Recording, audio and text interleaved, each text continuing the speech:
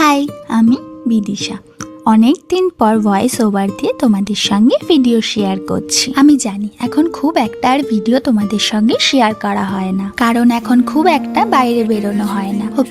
বাইরে বেরোনো হয়, তবে সেইভাবে ঘুরতে যাওয়া হয় না। তাই সারা উইক কাজ করার পরে সেদিন টাইম পেয়েছিলাম সানডেতে, তো সেদিন গিয়েছিলাম মুভি দেখতে।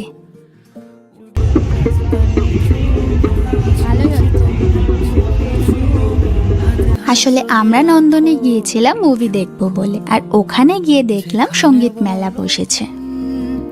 সূর্য রাখি যেখানে বলো রাত চাই জোনাকি